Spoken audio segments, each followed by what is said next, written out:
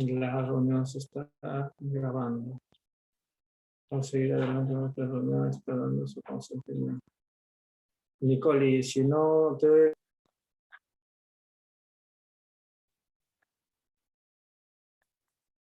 Ok. El día de hoy vamos a desarrollar lo que compete el aprendizaje 3, que tiene que ver sobre todo con las teorías cognitivas. Bueno, es necesario de todas maneras repetir, ¿no? Que nosotros tendemos a tener dos formas de analizar, o bueno, hay dos formas de analizar el aprendizaje, ¿no? Uno desde el conductismo y el otro desde el cognitivismo, ¿ya? Pues estos son los estilos de aprendizaje, ¿no? No todos aprenden visualmente, hay algunos que aprenden auditivamente y les va mejor en este estilo de aprendizaje, ¿no? Por ejemplo, en la primaria, en la primaria inicial, las profesoras te enseñan a través de la música, ¿no? Tú aprendes cantando, ¿no? Otros más les gusta no usar palabras en forma oral o en forma escrita, ¿no? Ese es otro estilo de aprendizaje que es el verbal. Otro tienes al físico, ¿no? Hay otros que aprenden mejor la parte kinestésica, ¿no? Que es la parte física, ¿no? Sinestésica también se denomina. Hay otros que tienen mejor estilo de aprendizaje lógico-matemático, ¿no? Prefieren utilizar lo que es la lógica, el raciocinio, los sistemas. Está el aprendizaje social, ¿no? Que es la preferencia por aprender en grupos o con otras personas. Está el aprendizaje individual, que prefieres trabajar solo y ser autodidacta, ¿no? ¿Cuál es el estilo, cuál es tu estilo de aprendizaje? ¿Cómo crees que aprendes más rápido? Nicole, ¿cómo aprendes más rápido, Nicole? ¿Cantando? Y si es así, no, Franco, cantando también uno tiende a aprender mejor, ¿no? Como más rápido. ¿Ya? Y ahí la gente está creando. Verbal. Ajá. Ah, por eso paras chateando ¿Hasta qué hora chateas, Nicole? 3, 4 de la mañana, ya, mira, solita te has vendido. Bien, vamos gente. Nuevamente te presento este esquema. ¿Ya? Nuevamente, claro, pues chateas intercambiando información, obviamente. El aprendizaje tiene dos enfoques. Ya la sesión anterior habíamos un poquito analizado sobre estos dos aspectos, ¿no? Uno se denomina aprendizaje conductual y el otro se denomina aprendizaje cognitivo. Las teorías que hasta ahora hemos visto son aprendizajes de tipo conductual. El aprendizaje cognitivo es lo que vamos a ver y estudiar el día de hoy. El aprendizaje mecánico es el aprendizaje conductual. Hay un estímulo y hay una respuesta. Por ejemplo, cuando Skinner utiliza el ratón dentro de un laboratorio, pone toda una caja donde es un laberinto, ¿no? Es un laberinto. Entonces, como es un laberinto, Skinner pone a la rata en el laberinto y a la salida pone el queso, ¿no? Y bueno, pues la respuesta que va a dar la rata va a ser en dirección a la comida, ¿no?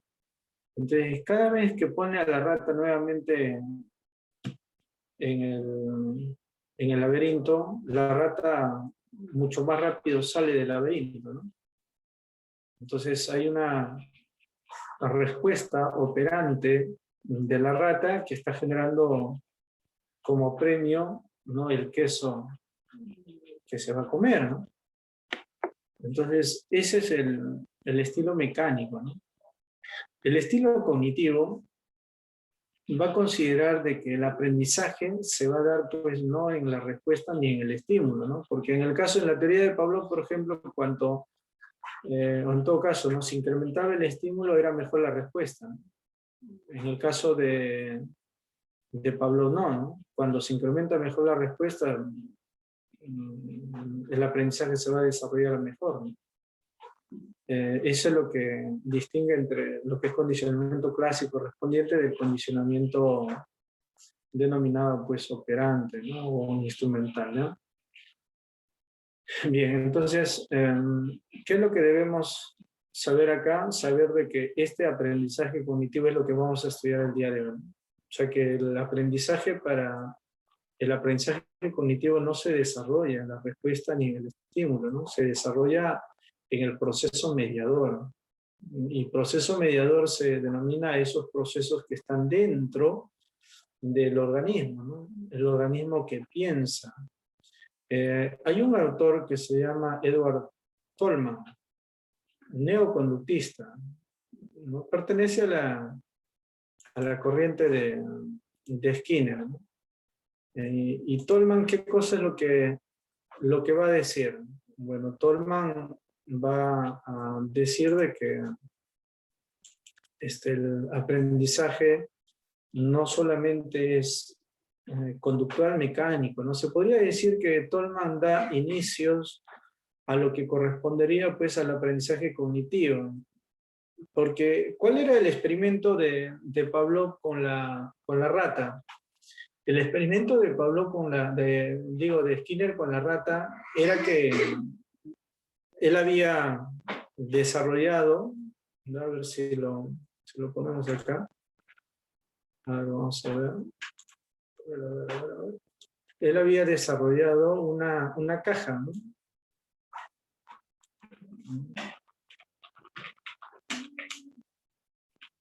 De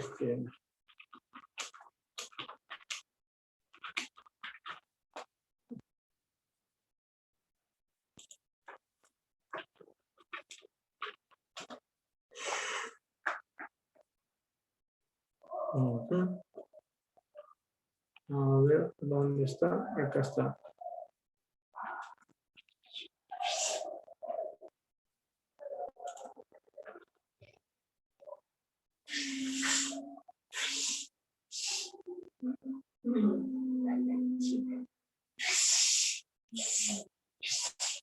Mira, vamos a poner esto allá.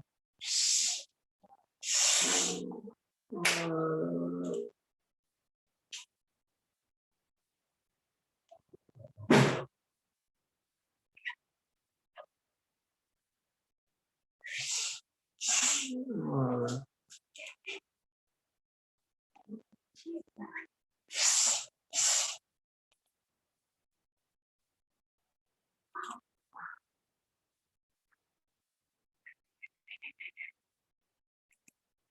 Ya, entonces, acá lo presento ya. A ver, a ver, a ver, a ver.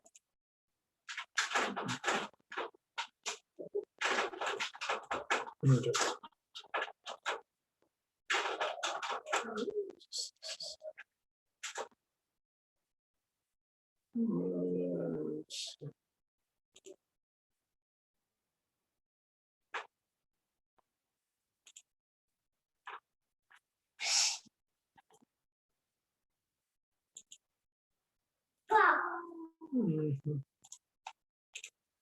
Ya.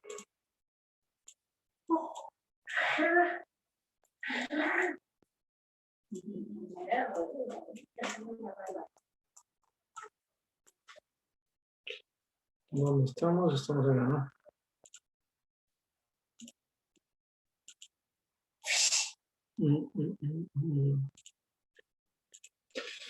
Bien. Entonces acá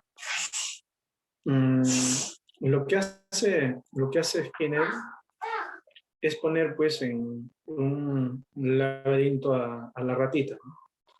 Entonces pone en el laberinto a la rata y pone comida en la parte externa, ¿no? Y así ubica la salida.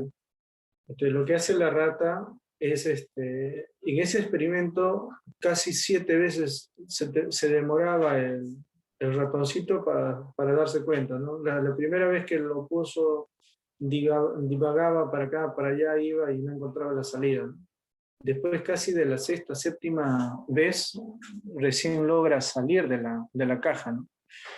Y Tolman se preguntaba si solamente el aprendizaje se daba porque estaba presente el queso. O sea, se supone que en el experimento Pablo pone el queso las 7 veces, ¿no?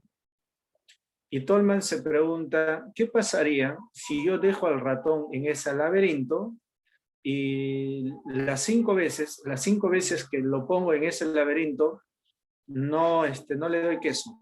O sea, no hay queso en la salida. No hay ningún estímulo, ¿no? Entonces, lo que hace Tolman justamente es ese experimento, ¿no? O sea, lo que hace es agarrar a la rata y ponerlo simplemente así al laberinto, sin ningún premio por anticipado o después de su conducta, ¿no? Porque en Skinner recuerda que una conducta se establece o se reproduce o aumenta su recurrencia si es que hay un estímulo de por medio. Entonces, lo que hace Tolman es prácticamente agarrar a la rata, poner a la rata en la caja y, bueno, sencillamente dejarlo ahí pues sin ningún premio determinado, ¿no? Entonces la rata comienza a dar vueltas, 5 veces hace lo mismo. A la sexta vez le pone el queso, y la rata la sexta vez falla, todavía no sale, pero a la séptima vez logra encontrar el queso. Entonces, Tolman lo que se pregunta es cómo es posible que la rata, ya después de haberle puesto 2 veces nada más con el queso, haya prácticamente adivinado la salida, y cuando ha estado desde el inicio con el queso, se haya demorado 7 veces. Entonces, él dice, ¿no? Las 5 veces anteriores donde ha estado la rata, ha aprendido algo. No es que no ha aprendido nada, no es que necesariamente necesite el refuerzo para poder aprender, sino que en estas 5 veces aprendió algo, por eso es que a la sexta y a la séptima vez logra encontrar rápido el queso. Porque si no, tendríamos que también decir desde el momento en que se pone el queso, prácticamente tendría que haber demorado 7 veces, ¿no? Para encontrar el queso. Entonces, la conclusión a la que llega Tolman es que el animalito tiene aprendizajes previos, ¿no? O sea, hay una experiencia anterior, ¿no? Que le permite desarrollar mejor pues el conocimiento. Entonces, a esa teoría de Tolman también se le conoce como neoconductismo, está dentro en todo caso de estas corrientes neoconductistas, ¿ya? Entonces, no olvides estos esquemas que son bastante importantes. El esquema conductual, que es estímulo-respuesta, y el esquema cognitivo, que es de lo que vamos a estudiar el día de hoy, ¿ya? Para hacer un pequeño repasito, gente, en el aprendizaje conductual, determinista es el aprendizaje, ¿no? Producto de una causa y producto de un efecto. Estímulo y efecto, ¿no? Teorías conductuales del aprendizaje, vimos el clásico correspondiente, el operante y también el instrumental. Instrumental, ensayo y error de Edward Lee, ¿no? Thorndike, ¿ya? Entonces, eso es lo que vamos a tener acá. Teoría del condicionamiento clásico. No olvides que para Pavlov, ¿no? El aprendizaje se da producto de la asociación de estímulos, ¿no? ¿Cuál es la acerca de lo que es la asociación del estímulo neutro más lo que es el estímulo incondicionado, ¿no? Entonces al final se transforma en el estímulo condicionado, ¿no? Que me va a generar una respuesta condicionada. Ese es el aprendizaje respondiente, o también conocido, ¿no? Como aprendizaje clásico, ¿no? Clásico de Pavlov. Otro aprendizaje, el que desarrollamos, fue el de Skinner, ¿no? El aprendizaje ocurre según las consecuencias que produce en la conducta. Si la conducta que yo quiero que aumente, puedo evidentemente utilizar refuerzo positivo, te doy algo para que tu conducta aumente su ocurrencia, ¿no? O sea, te doy algo bueno, un premio, para que tu conducta aumente. Negativo, te quito algo malo, dejo de gritar que recojas algo para que tu conducta también incremente, ¿no? Y castigo el castigo, ¿qué cosa? Disminuye la conducta, pues, ¿no? Castigo positivo, te doy algo malo, ¿no? Una bofetada, una cachetada, un grito, ¿no? Te electrocuto, etcétera, con tal de que tu conducta baje. Negativo, te quito algo bueno, te quito algo que te gusta. ¿Ya? Un día sin consola, un día sin internet, un día sin celular, ¿no? Te quito tu mesada, te quito te descuento, ¿no? Ya no te doy dinero en ese día que te has portado mal, por ejemplo, ¿no? Etcétera. De esa manera se da lo que es el refuerzo en esquina. No olvides esta triple relación de contingencia, ¿no? Recuerda que está el estímulo discriminativo, está la consecuencia y está el estímulo consecuente, ¿no? Este es el antecedente y este es el consecuente. ¿Qué cosa refuerza tu comportamiento? El consecuente, ¿no? El profesor hace una pregunta, levantas la mano, la conducta y respondes, ¿no? Hay un premio y eso genera ¿qué cosa? Que tu conducta de levantar la mano incremente, ¿no? Es la triple relación de contingencia, se le denomina eso. La teoría instrumental de Edward Torrell plantea, ¿no?, que el aprendizaje se adquiere a través de sucesivos tanteos y equivocaciones, ¿no? Lo que va a rescatar Skinner de esta teoría es esto, pues la ley de efecto, ¿no? Sensaciones agradables refuerzan el comportamiento y sensaciones desagradables hacen que la respuesta desaparezca, ¿no? De acá sale la teoría del refuerzo positivo, refuerzo negativo, castigo negativo y castigo positivo, ¿no? Entonces, para él, el aprendizaje se da debido a las tres leyes, ¿no? O sea, el aprendizaje se da por tanteos y por equivocaciones. La ley de la disposición, el sistema nervioso aprende a reaccionar frente a un estímulo. Ley del ejercicio, se refuerza la respuesta por la práctica, ¿no? O sea, por ejemplo, cuando tú aprendes a bailar, sigues practicando, eso va a reforzar tu aprendizaje, ¿no? Y ley del efecto ya es cuando una conducta se refuerza si es agradable o disminuye si es desagradable. Eso es ley del efecto. Esto es de Torrell, ¿ya? Este punto de la metacognición, este es bastante importante, gente, ¿ya? Este es bastante importante. ¿Por qué? Esto de la metacognición es algo que viene también en los exámenes de admisión actualmente, ¿no? Es un tema, ahorita, por ejemplo, San Marcos, todas esas universidades están de moda con esto de la metacognición, ¿ya? ¿Qué significa la metacognición? Meta significa pues objetivo, ¿no? Meta, objetivo del conocimiento. Entonces, ¿qué es lo que va a plantear? ¿Ya? Bueno, lo que va a plantear es lo siguiente, ¿no? ¿Quién aprende más? ¿Aquel que tiene una estrategia o aquel que no tiene una estrategia? Esta partita es vital, ¿eh? ¿Quién aprende más? ¿Aquel que tiene una estrategia o aquel que no tiene una estrategia? Por ejemplo, yo les pregunto, ¿qué estrategia ustedes utilizan para poder estudiar? Te escucho, Criseli Hanampa. ¿Qué estrategia utiliza Criseli, a ver, para poder estudiar? Profesor, buenas noches. Hola, Criseli. Pues yo utilizo el método. ¿Cómo? No te escuché bien, Criseli.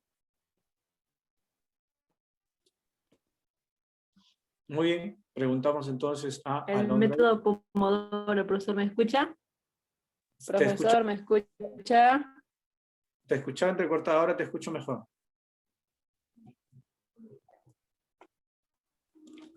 Criseli, no nos dejes. No te vayas. No te abandones, Criseli. Digo que utilizo Pomodoro.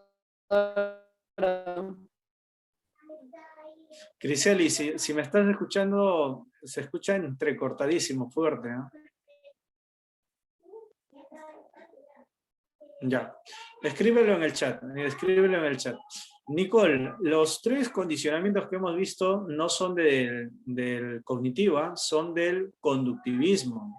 Conductivismo. ¿Ya? La conducta es lo que se modifica ahí, ¿ya? conductivismo, de conducta.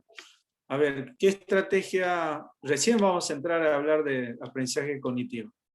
A ver, Mayra, ¿qué estrategia utiliza Mayra para poder estudiar? Mayra. Anotes, apuntes, profesor. ¿Qué estrategia utilizas para estudiar? No te escuché bien, Mayra. Una forma, profesor. Estoy tomando apuntes. ¿Qué estrategia utilizas para poder estudiar? Apuntes, anotes. Ya, ya. ¿Hay estrategia o bueno, apuntas?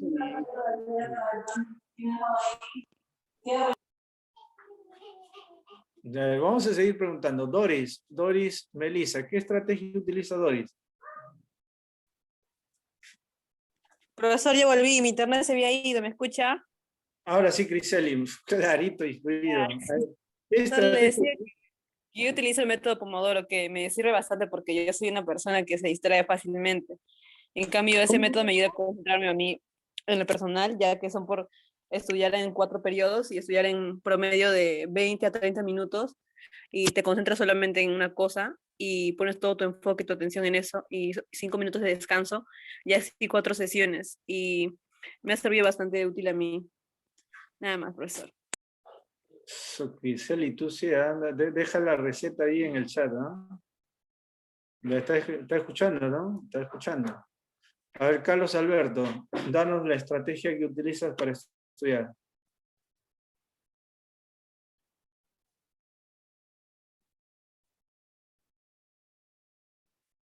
Profesor, estar concentrado más que nada en lo que estoy estudiando, tomando anotes, apuntes y entre otras cosas. Ya, muy bien, entre otras cosas. María Chávez. ¿Qué estrategia utiliza María Chávez?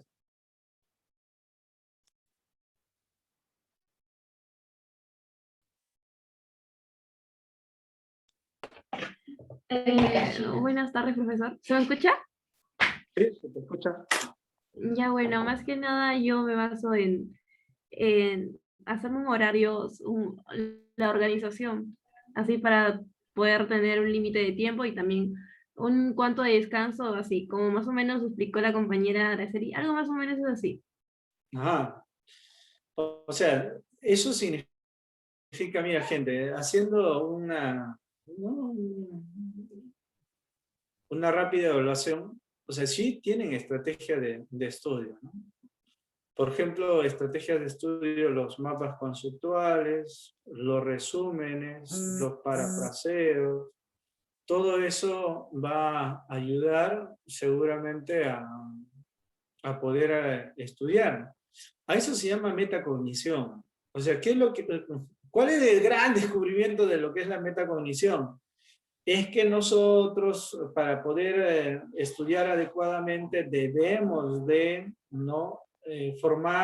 debemos desarrollar estrategias que nos permitan aprender. Por eso que la metacognición se denomina aprender a aprender, ¿no? O sea, buscar estrategias, métodos que te permitan aprender y puedas aprovechar mejor que otros estudiantes que no tienen estrategias. La gran mayoría de estudiantes hasta 5º año, por ejemplo, no tienen eso, ¿no? No tienen esa metodología, no tienen estrategias que les permitan estudiar. Y lo que están haciendo está bien, porque ustedes tienen una estrategia para poder estudiar, ¿ya? Por lo tanto, ahí justamente ubicamos a lo que es la metacognición, ¿no? O sea, ser consciente es el primer paso, ¿no? ¿Qué he aprendido? ¿Qué he aprendido? ¿Ya? Luego viene el describir cómo lo he aprendido. Y ahí viene el tercer paso, evaluar qué ha resultado más fácil o más difícil, más novedoso.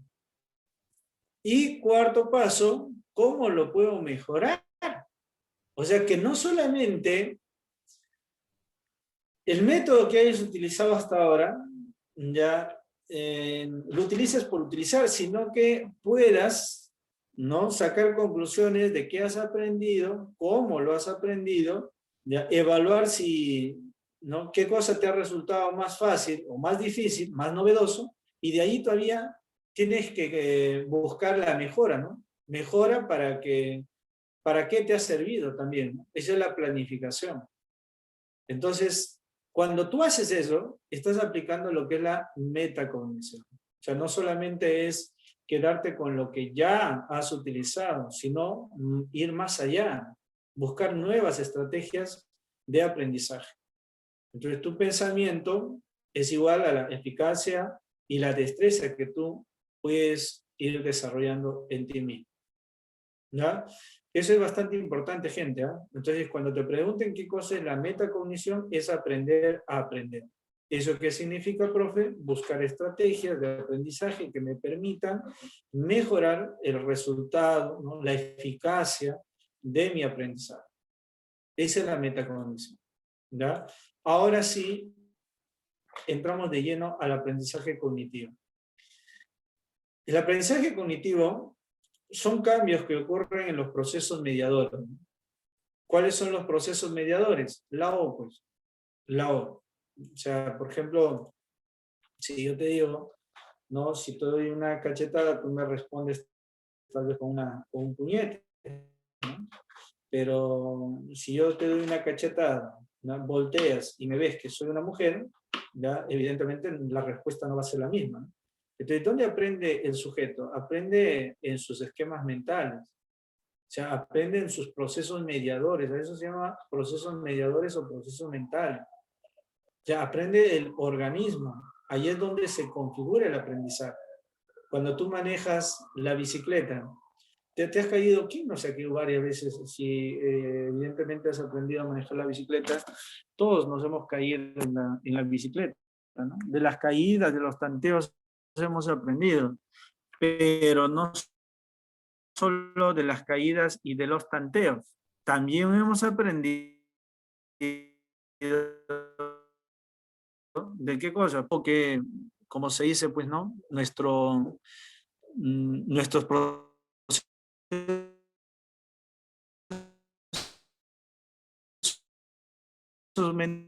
mentales es el aprendizaje denominado cognitivo. Por eso se le conoce pues como, ¿no? Aprendizaje cognitivo. ¿Ya? A ver, nos dice acá. ¿No se me escucha bien? A ver, gente, confirme. Me informan que no se me escucha bien, confirma en el chat. Profesor, si se escucha. ¿No se escucha? Sí, se escucha. Sí se escucha, sí. Sí se le escucha, profesor. Ya, sí me están escuchando, ¿no? Bueno, acá me han informado que no me han escuchado la última parte de eso. Ya, vamos a repetir entonces, ¿ya? A ver, nuevamente planteo. Hay dos formas de enfocar el aprendizaje. Un enfoque es el conductista, donde está Pavlov, Skinner, etc. Ese aprendizaje se llama aprendizaje mecánico, donde hay un estímulo, hay una respuesta.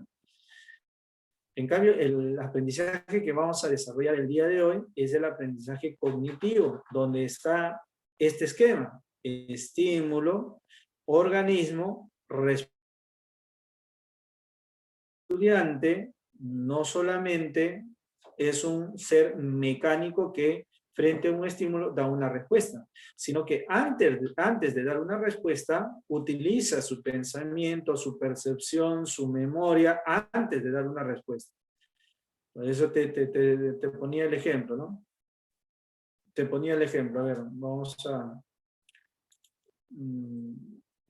utilizar acá nuestra pizarrita, ¿no?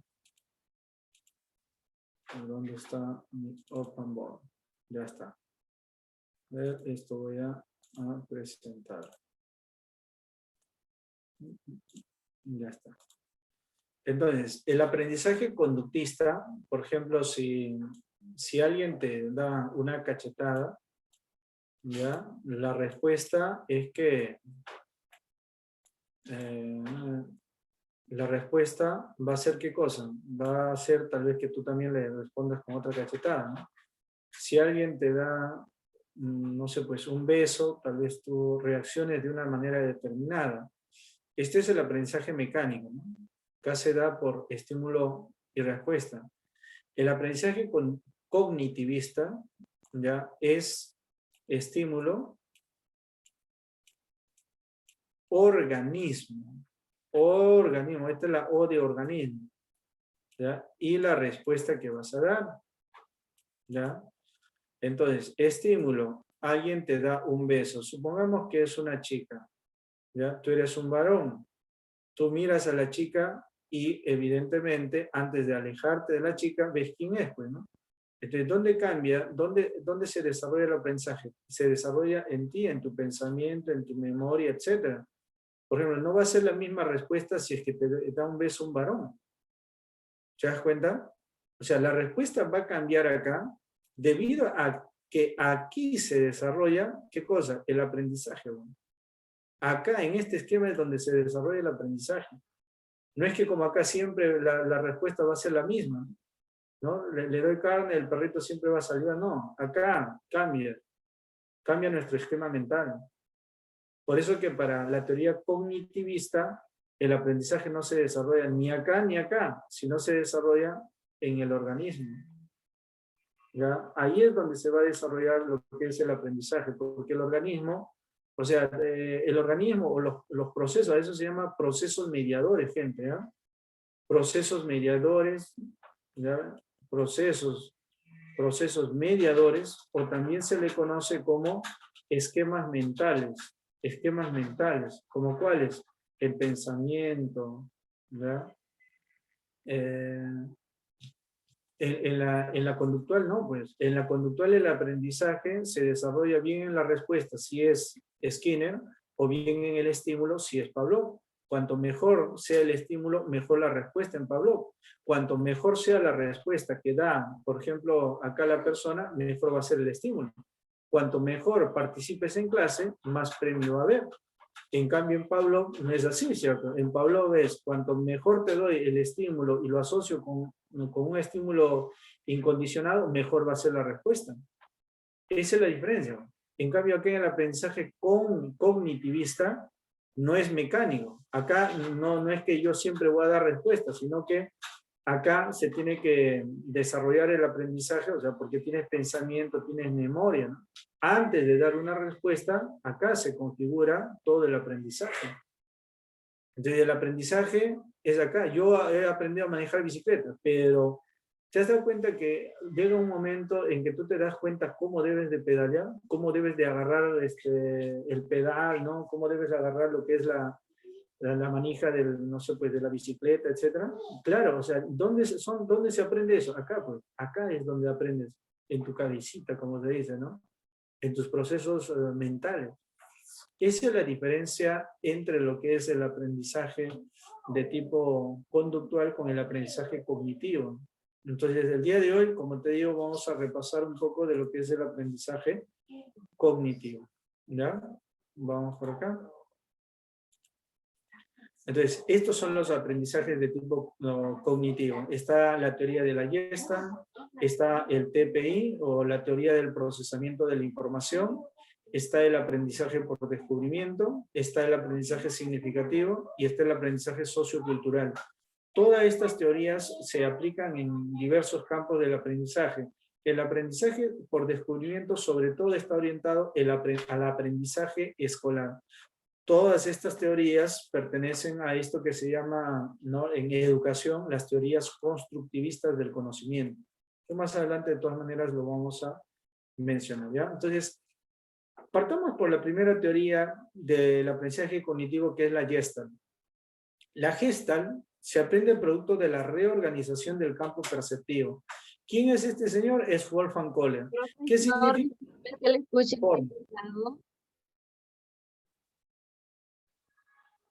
Hola.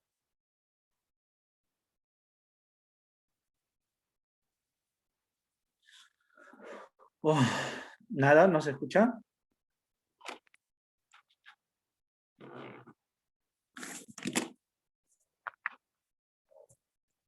A ver. Gente.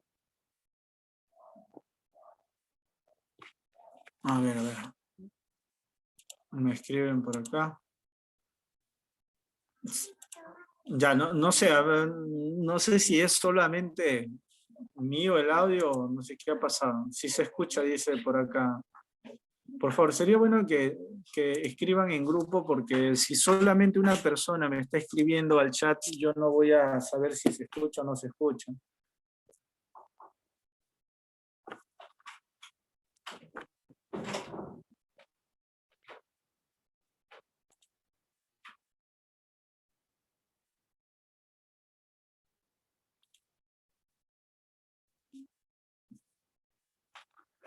Gente, estoy pidiendo que escriban al chat si se me escucha o no se me escucha.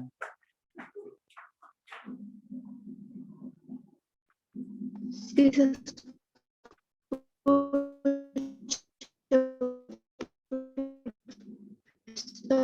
No sé quién, por ejemplo, le escucho bastante entrecortado. Ya, así, Doris, así, tienen que escribir, porque si no, recuerda que estamos hechos para la comunicación, pues. Ya, gente, la teoría de la Gestalt o la teoría denominada, ¿no?, teoría de la forma, para esta teoría se aprende producto de una reorganización del campo perceptivo, ¿no? ¿Qué significa eso, profesor? Significa que nosotros reorganizamos nuestra percepción. Ellos, sobre todo, recuerda que la teoría de la Gestalt es una corriente dentro de la psicología, o es un enfoque dentro de la psicología. Ellos se enfocan sobre todo en el estudio de la percepción. Recuerdas que en el tema de lo que era, pues, percepción, ellos desarrollaron varias teorías, varias leyes de la percepción. ¿Recuerdas la teoría o la ley holística o el principio holístico que decía que siempre nosotros, nuestra conciencia está configurando el todo, siempre está viendo el todo más que la suma de sus partes? Esa es la teoría de la Gestalt. Esa es la teoría de la Gestalt, ¿ya? Entonces, ¿quién es su máximo representante? Wolfgang Kohler, ¿no? Incluso él desarrolló algunas, junto a Max Wittheimer, ¿no? Max Wittheimer es el que explica el fenómeno phi, los movimientos de objetos aparentes, ¿no? El aparente movimiento de los objetos que están totalmente inertes, como las bombillas que nosotros ponemos en Navidad, ¿no? En el techo, en la pared, ¿no? O en la ventana, ¿no? Pareciera que estuviesen yendo y corriendo de un lado para otro esas bombillas, ¿no? Cuando en realidad están fijas, pero nosotros interpretamos la totalidad y vemos como si estuviese corriendo, ¿no? Entonces, para la teoría de la Gestalt se aprende producto de una reorganización del campo perceptivo, ¿no? ¿Quién es su representante? Es Wolfgang Kohler, ¿ya? ¿Cuál es su teoría? Su teoría justamente es esto, el insight. O sea, para la Gestalt nosotros aprendemos por iluminación. ¿Cómo se denomina eso? Solución súbita del problema. Porque nuestro esquema mental se reorganiza el campo perceptivo y de un momento a otro, ¡fum!, como foquito se nos prende la idea. A eso se le llama el famoso insight. No olvides eso, el famoso insight. Consiste en solucionar problemas a partir de la aparición súbita de una solución. ¿Alguna vez te ha pasado que después del examen que has dado, has estado camino a casa y en el carro,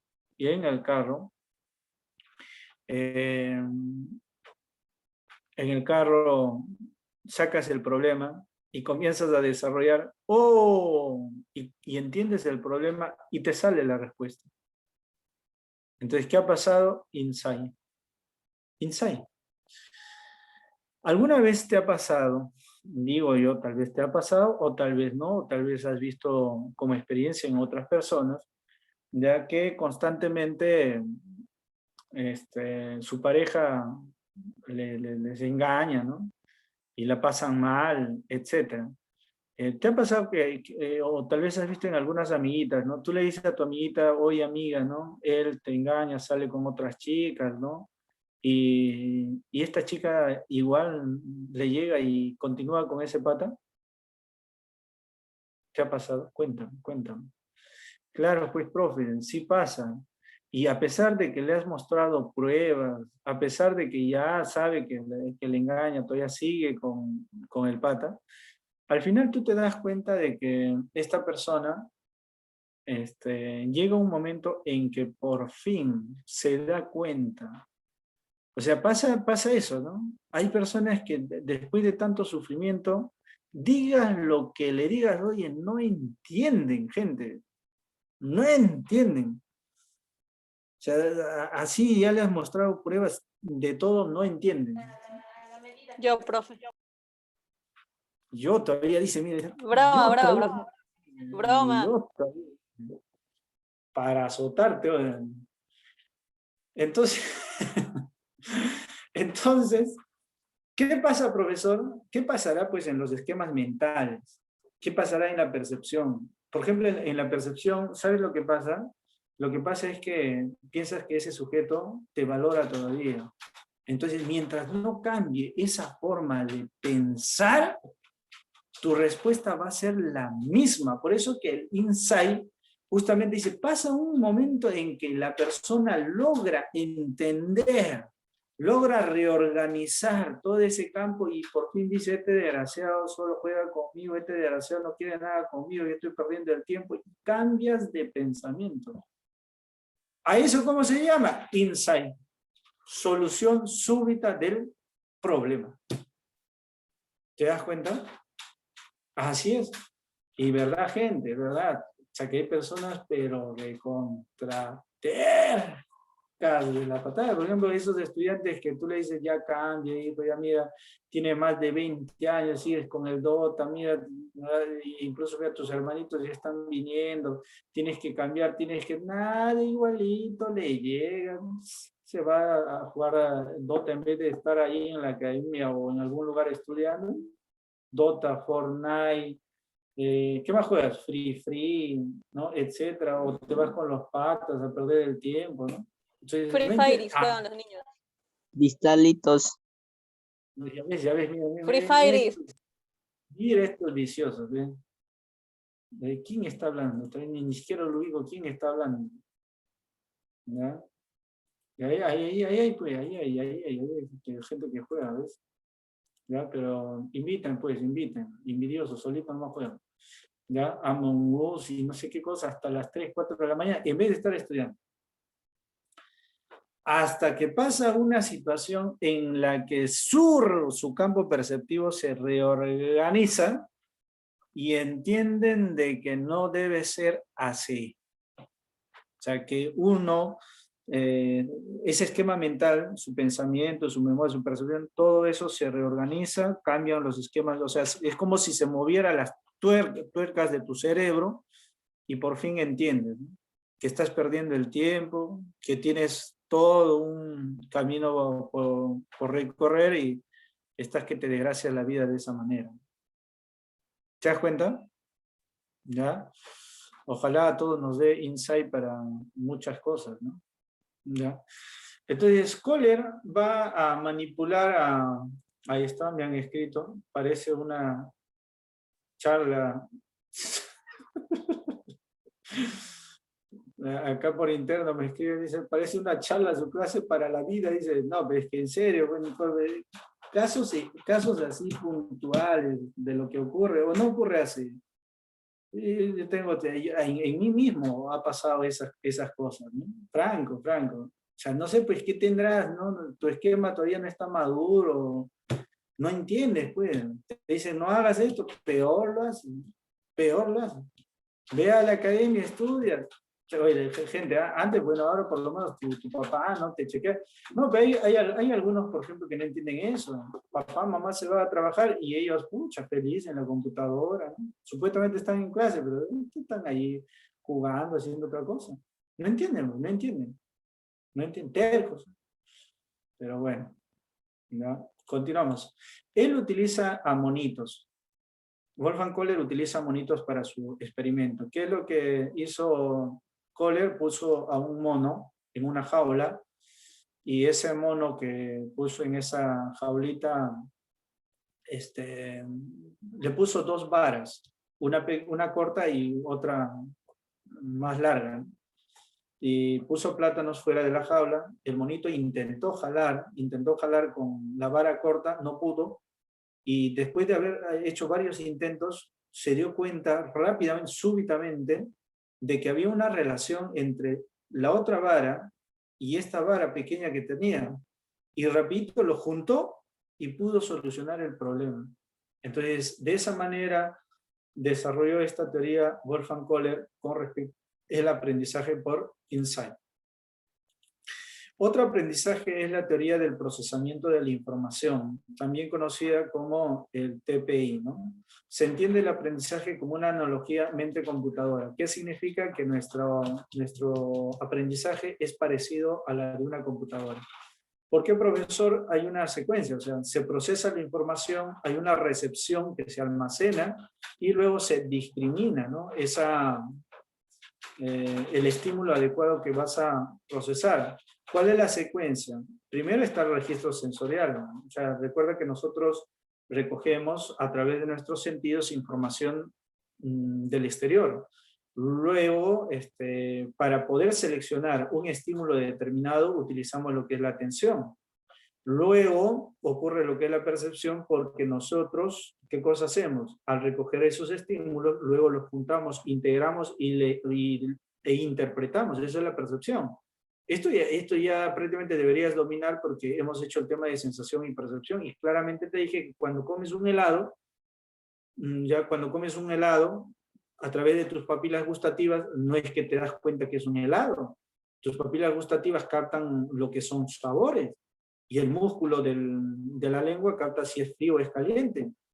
¿Te das cuenta? Eso es el registro sensorial. Todo eso llega a una parte del cerebro, a distintas partes en realidad, ¿no? Porque el frío va a llegar al lóbulo temporal, no, temporal no, es el lóbulo denominado parietal, ¿no? El gusto también va a llegar al parietal. La imagen del color del helado va a llegar al occipital. Entonces, ¿quién se encarga de interpretar todo eso? Va a ser la percepción. Entonces, eso es bastante importante. Así ocurre lo que es el proceso, ¿no? Luego se va a poder, ¿qué cosa? Almacenar, pues. Es recuperación al recuerdo, la imagen que tú has realizado en la percepción, ¿no? Y de ahí, ¿qué puedes hacer? Utilizar como pensamiento, ¿no? Lo utilizas como una información que puedes expresarlo a través del lenguaje. Y finalmente te permite tomar decisiones, ¿no? O sea que nosotros somos como una computadora, porque en la computadora también, ¿no? Cuando abres un archivo determinado, comienzas a digitar, ingresas los datos, digitas lo que quieres, o sea, atiendes, y ahí hay una imagen que se guarda, y después de eso pues lo almacenas en el disco interno, y eso lo puedes utilizar posteriormente, ¿no? O sea, esta teoría menciona de que nuestro aprendizaje se da de esa manera, ¿verdad? Otra teoría, la teoría del aprendizaje por descubrimiento de Jerome Bruner, ¿no? Orientada sobre todo al ámbito escolar. El docente procura que el estudiante descubra por sí mismo los conceptos y construya, ¿qué cosas? Las proposiciones. Esta teoría pertenece al enfoque constructivista. Tú tal vez te animas a postular, digo yo, a la Cantuta, y en la Cantuta justamente te enseñan pues todas estas teorías, y no solo te enseñan estas teorías, ¿no? En realidad, para que uno sea docente, uno tiene que de alguna manera buscar estos métodos de enseñanza, ¿no? Entonces, Bruner, ¿qué cosa es? Orientada al ámbito escolar, el docente procura que el estudiante descubra por sí mismo los conceptos y construya las proposiciones. ¿Quién es su representante? Jerome Bruner. ¿Cuál es la secuencia del aprendizaje para Jerome Bruner? Hay recolección de datos. O sea, por ejemplo, ¿no? Te mando a investigar sobre lo que es el aprendizaje. Muy bien, entonces tú me dices, no, profe, pero ¿qué cosa consulto? Yo te doy una cantidad de autores y libros que puedes consultar. Entonces vas a recolectar datos, vas a estudiar todos esos datos. De ahí, ¿qué vas a hacer? Ya vas a organizar esos datos a través de esquemas mentales, a través de datos de cuadros comparativos, ¿no? Etcétera. Luego lo vas a representar en tu entorno, el contenido que tú ya has sintetizado, ¿no? Entonces, de esa manera uno va construyendo su propio aprendizaje.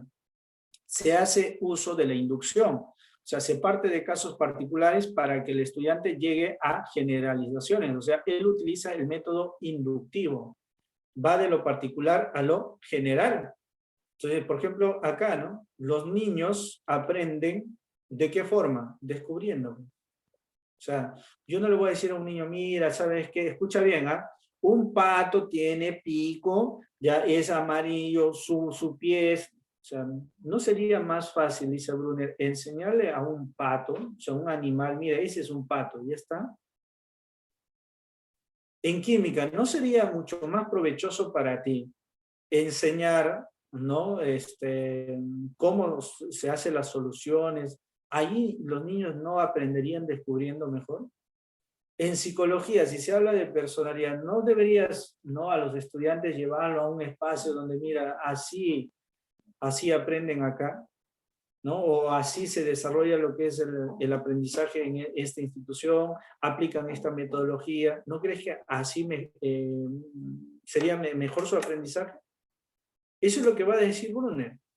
Entonces, te vas a encontrar con docentes de la universidad que aplican Brunner en su aprendizaje, ¿no? Por ejemplo, algunos docentes que les gusta pues, que los estudiantes expongan, ¿no? Te mandan a investigar sobre filosofía moderna, muy bien. Entonces tú le preguntas, ¿no? Profesor, pero yo no sé, una orientación, muy bien. ¿Quieres orientación? O sea, en otras palabras, acá el docente se convierte en un facilitador. Ese es el término, porque recuerda que antes, para la pedagogía, ¿cómo era? Ah, bueno, para la pedagogía era pues que el docente le daba luz al estudiante. De ahí viene el término alumno, ¿no? Alumno. A significa sin, lumno significa luz, de ahí viene, ¿no? De lumbe. Entonces, cuando se denominaba alumno, se decía pues sin luz. ¿Quién te daba la luz? Era el profesor. ¿Ya? Con estas teorías del aprendizaje cambia ese esquema. ¿Por qué? Porque el sujeto no es un sujeto activo que espera todavía que el docente le diga qué es lo que tiene que aprender. Acá el estudiante construye su conocimiento. Profesor, no tengo información sobre esto. Muy bien, hijo, acá tienes un folleto, acá tienes un libro, estudia de acá. Profesor, pero no entiendo esto. Ah, ya, acá tienes otro material, estudia. Eso es lo que hacen los docentes desde la teoría del aprendizaje por descubrimiento. Cuando estés en la universidad, de hecho que te vas a encontrar con ese tipo de docentes. El docente no te va a decir qué cosa, no, tú tienes que descubrir inductivamente de lo particular a lo general, se tiene que desarrollar tu conocimiento. Por eso que esta teoría está enmarcada dentro de este método que se llama constructivista. ¿De dónde viene constructivista? De construcción. ¿Ya? O sea que el alumno, ¿no? Su pensamiento crítico construye en el conocimiento, ¿ya? El profesor, ¿qué cosa es? El profesor utiliza pues una metodología, es un guía, ¿no? Proporciona información, desarrolla la memoria crítica, ¿no? El razonamiento, desarrollan capacidades, habilidades, actitudes, ¿no? Solos. El aprendizaje, resumir analogías, elaboración conceptual, clasificación de información, estrategias, todo eso va a aprender él. En la sociedad, interacción, participa y es activo. O sea, el estudiante acá cumple un rol activo en su propio aprendizaje escolar. Eso es lo que nos va a decir, ¿quién nos va a decir? Jerome Brunner, ¿no? Vamos con el aprendizaje significativo de David Ausubel. Se aprende cuando el conocimiento dados en clase se integran con los saberes previos aprendidos. Brunner lo que te está diciendo es que nosotros aprendemos, pero con esquemas ya preexistentes. O sea, si tú aprendes multiplicación, es porque, profe, yo aprendo multiplicación porque ya se suma. Imagínate que te enseñen a multiplicar sin saber lo que es la suma. O sea, ahí no se da el aprendizaje. Muchos de ustedes, por ejemplo, muchos de ustedes han ingresado en la academia sin saber sumar, sin saber multiplicar gente, y por eso es que no entienden matemáticas. O sea, se han comido prácticamente la parte más elemental, ¿no? De las matemáticas y así nomás quieren aprender. Por eso salen traumados. ¿Por qué, profesor? Porque no hay una relación pues, entre el nuevo contenido y el contenido anterior, que no hay, pues no existe. Por eso que para que el aprendizaje sea significativo, dice Ausubel, tú tienes que aprender a relacionar el nuevo aprendizaje que te van a enseñar con el anterior aprendizaje que has recibido. Entonces, ese nuevo aprendizaje es como una pieza pues de estas que arman, ¿no? Que arman estructuras. Entonces, necesario es tener la pieza anterior para que el aprendizaje sea significativo, porque si no, simplemente va a ser un aprendizaje memorístico y eso no es un aprendizaje que realmente pueda quedarse pues en la memoria.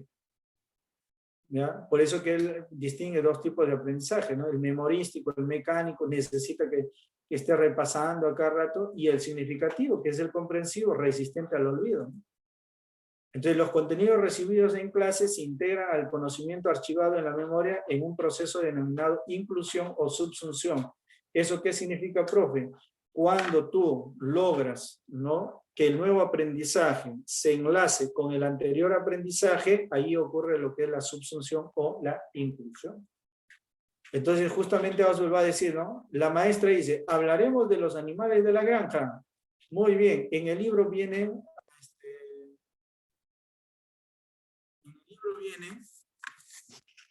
En el libro viene lo que es el aprendizaje. Ya, a ver, a ver.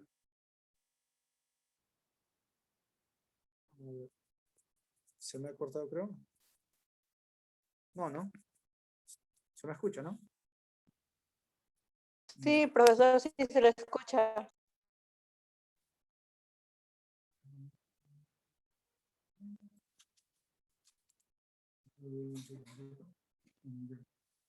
Entonces, cuando nosotros hablamos acerca del aprendizaje significativo, es eso. O sea, se enlaza un aprendizaje nuevo con uno anterior, ¿ya? Eso es lo que tienes que hacer o comprender. Justamente te estoy diciendo, ¿no? Y no solamente eso, sino que tienes que tener en cuenta qué cosa, el contexto. Por ejemplo, ¿no? Si tú estás enseñando a niños que están en la sierra, no vas a ser, pues, desgraciado de enseñarles figuras de animales de la costa. ¿Cuándo va a ser más significativo su aprendizaje? Cuando tú le enseñes animales que es, pues, del mismo lugar donde están. Por eso que aquí la señora le dice, ¿no? O digo, la profesora le dice, ¿no? Hablemos de los animales de la granja. Allá, yo tengo gallina, mira, ¿ves? Ya, ahí ya. O sea, tiene saberes previos. Pero si tú le hablas, hablemos de los animales de la costa. Nunca nadie ha visto animales de la costa, ninguno de ellos. ¿Su aprendizaje va a ser significativo? No, pues. Pero el otro dice, ¿no? Ah, ya, yo tengo gallinita en mi casa. La otra niña ya se está imaginando a la vaquita. Entonces, ahí es donde se da el aprendizaje significativo, ¿no? Y por último tenemos el aprendizaje de la teoría sociocultural de Vygotsky. Para Vygotsky, el aprendizaje y la adquisición de contenido resulta de la interacción social y la cultura en la que se vive. O sea, si tú te has dado cuenta, en las anteriores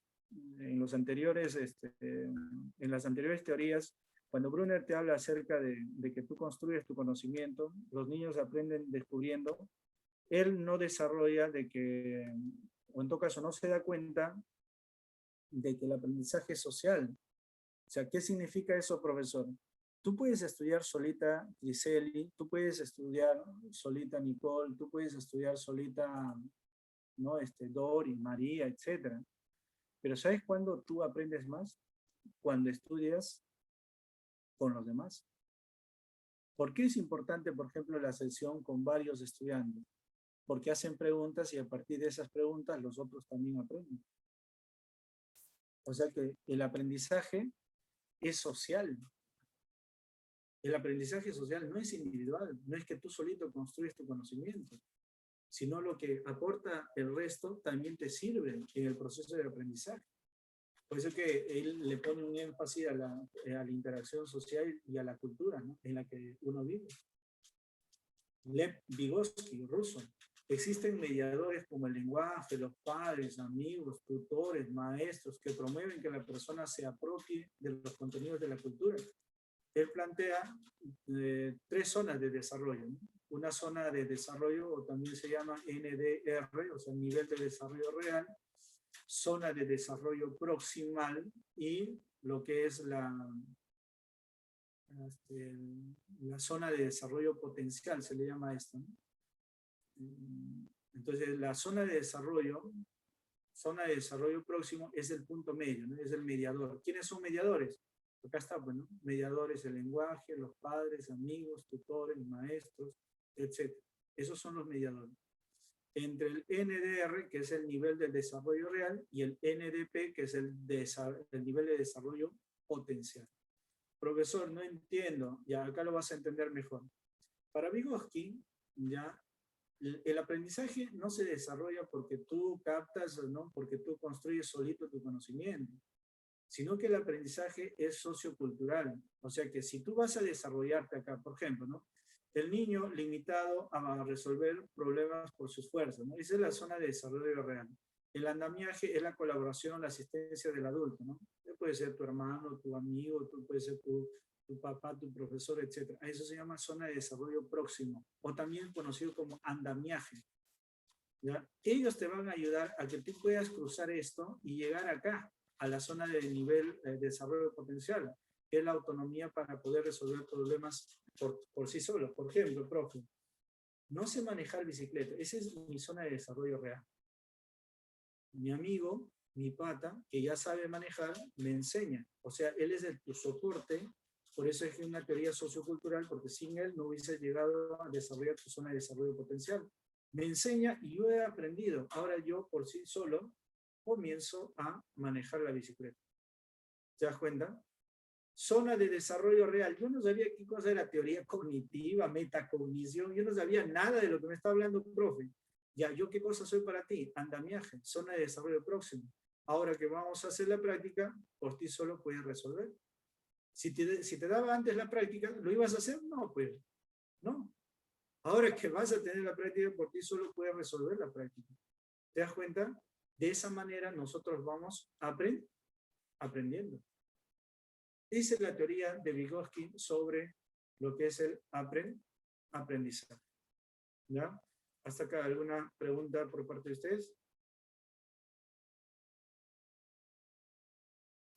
Por eso que en las universidades, incluso en las academias, ¿no? Lo que hacen los chicos es estudiar en grupo, en círculos de estudio. Entre ellos se organizan y comienzan a estudiar.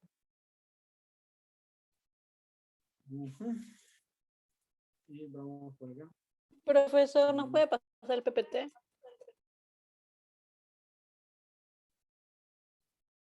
Por favor. Bien, gente. Dice, el fenómeno phi corresponde a uno de los estudios de... Bueno, ¿quién va a estudiar el fenómeno phi? Quien estudia el fenómeno phi es Kohler, Kafka, Tolman, es Wertheimer, ¿ya? Todos estos son, Kohler, Wertheimer y Kafka son de la teoría de la Gestalt, ¿ya? Pero quien estudia el fenómeno phi es Wertheimer, ¿ya?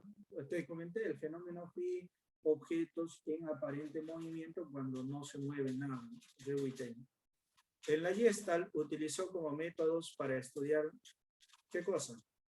La Gestalt utilizó la introspección, la extrospección y la experimentación, ¿no?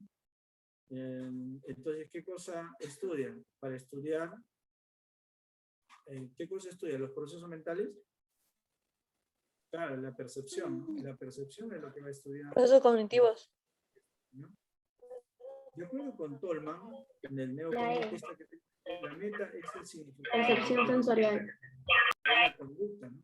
La ruta de conducta es cuál, el mapa cognitivo, el significado o el signo o señal, el proceso interno de la información, la meta aprendizaje, el aprendizaje latente. ¿Cuál es? De acuerdo con Tolman, la meta es el significado, la ruta es la conducta, pero la ruta, ¿qué cosa sería? Claro, el significado sería pues la meta, ¿no? Pero la ruta de la conducta Aprendizaje. es el proceso interno de información, ¿no? Que es con lo que maneja, sabe más o menos por dónde debe ir, ¿no? Claro, muy bien, Nicole. Claro, es la información que ya tiene, ¿no? Para poder salir de ese problema donde se ha metido, ¿no? Para Tolman se aprende relaciones de intención y voluntad, ¿no? Eso es para Tolman. Intencionalidad y la voluntad que uno va a desarrollar.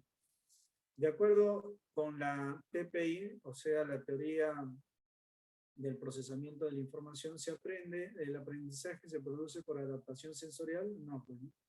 El ser humano busca, actúa y opera en la información procesada, se presenta el aprendizaje por comprensión súbita. Esto, por ejemplo, sería insight, ¿no? Para que exista aprendizaje debe existir discriminación sensorial.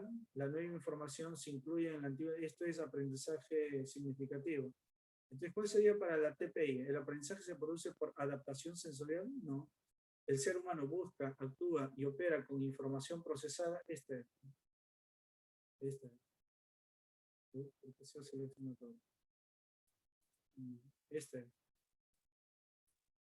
Con información que se procesa. Cuando el profesor entrega nuevo material de aprendizaje a sus estudiantes para ampliar sus conocimientos, de acuerdo con David Auswell, no te está hablando de Brunner, ¿no? ¿Se emplea qué cosa?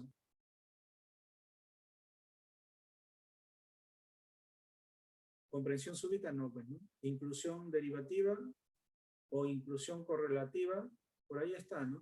Porque mapas mentales complejos nada tiene que ver, ¿no? Entonces, el profesor está entregando, dice, un nuevo material. Se le escucha bajito, puede. Ah, TPI. Hablé acerca del TPI, teoría del procesamiento de la información, o sea que nuestro aprendizaje es similar a la de una computadora. Nicole, no sé si se me escucha, gente, a ver, por favor. Ahí en el chat, en el chatcito.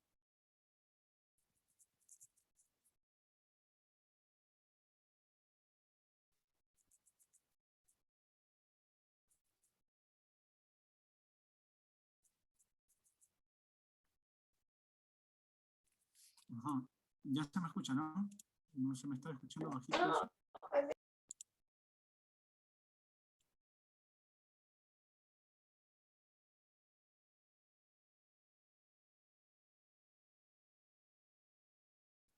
Un poco bajo se le escucha.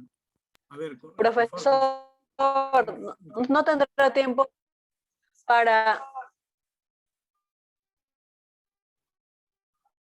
Confírmenme.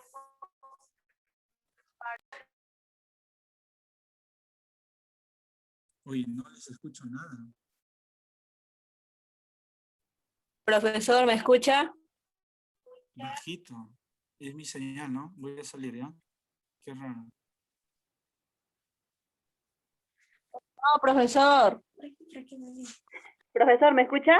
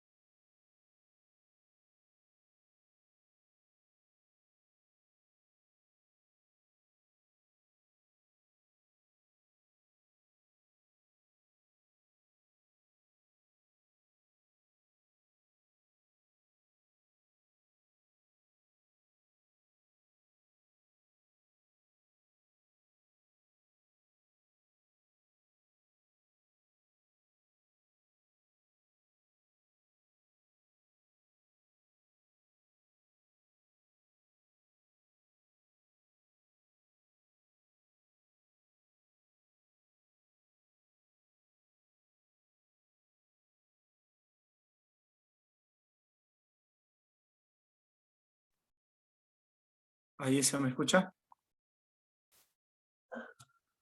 Ya, ahora sí. Uf, por fin.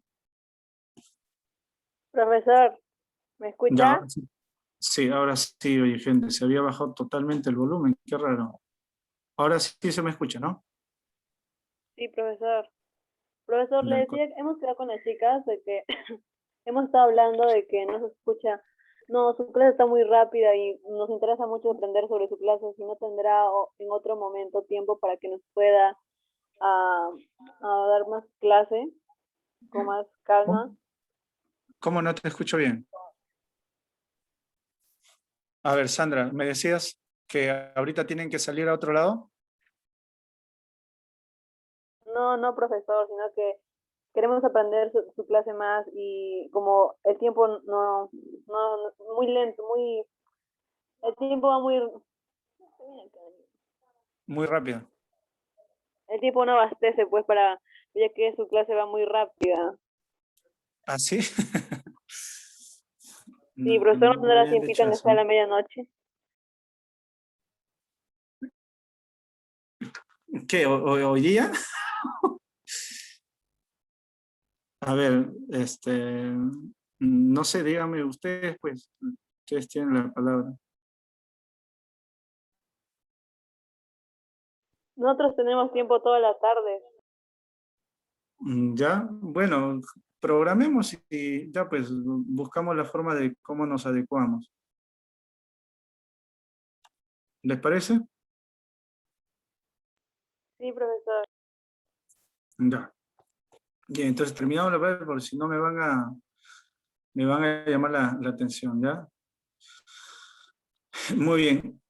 Entonces, cuando el profesor entrega el nuevo material de aprendizaje a sus estudiantes para ampliar sus conocimientos, a eso se le conoce como inclusión combinatoria, porque estás combinando un material nuevo con sus estudiantes, ¿no? Entonces, esa es la idea.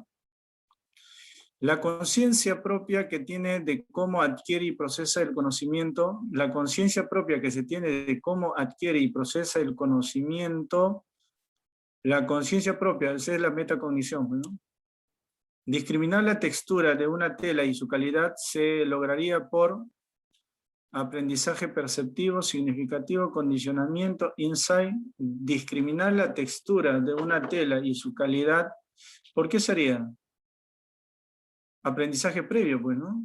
Claro, porque recuerda que en el aprendizaje significativo es el aprendizaje previo, entonces tú más o menos distingues ya porque tienes cierto aprendizaje, ¿no? La teoría que describe y explica el aprendizaje recurriendo a una analogía entre mente y computadora, esa es la denominada el procesamiento de información. Eso es, Nicole, lo que te decía, el TPI, ¿no? Entonces, tú preguntabas por el TPI, acá está el TPI, es la teoría del procesamiento por información, o sea que nuestra mente funciona como una computadora. En el aprendizaje cognitivo se toma en cuenta cómo se procesa la información ¿a nivel de qué cosa? De los procesos mediadores, del insight, el desecho de mapas mentales. Claro, estamos hablando de los procesos mediadores, pues ahí es donde se procesa la información. Señal de verdad, falsedad, Vygotsky se opuso al asociacionismo. Ya, Ausubel apoyó la teoría de la asociación de estímulos. Sí, pues, ¿no? Un nuevo conocimiento, ¿no? Brunner concibe un aprendizaje por descubrimiento y Jerome Brunner sí, ¿no? Entonces, ¿cuál es? Vygotsky se opuso al asociacionismo, el estímulo, o sea, el condicionamiento clásico. Claro, porque no solamente es mecánico, ¿no? Uno tiene que aprender socialmente, no es que uno aprende solito, ¿no? Claro, eso es verdadero, pues Ausubel apoyó la teoría de la asociación de estímulos, sí, porque asocia un aprendizaje anterior a uno nuevo, ¿no? Entonces la B, pues. De acuerdo con Vygotsky, las herramientas que permiten al hombre modificar su entorno de carácter cultural, ¿no? Es cultural. De acuerdo con Vygotsky, los instrumentos que permitirán al hombre modificar modificar su entorno corresponden a, de acuerdo con Vygotsky, los instrumentos que permitirán al hombre modificar su entorno corresponden a los estadios, ¿no? Estadios de desarrollo. El proceso o los procesos metacognitivos se les llama también, ¿cómo se les llama? Inmodificables de supercomprensión individual, procesos neuropsicológicos, esotéricos, neuro, porque ahí es donde se desarrolla lo que es la metacognición, ¿no?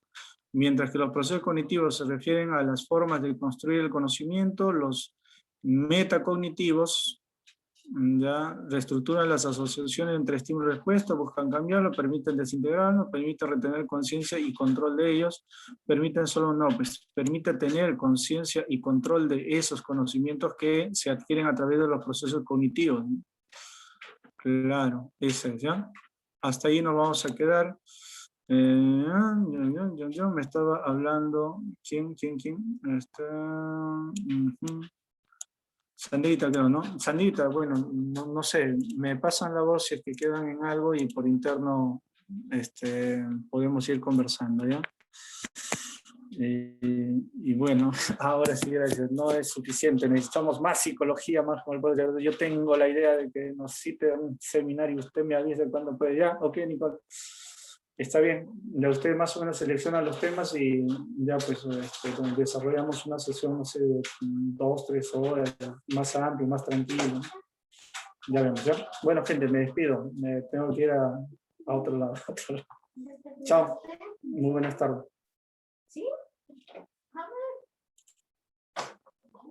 Chao, chao, chao, chao, gentita.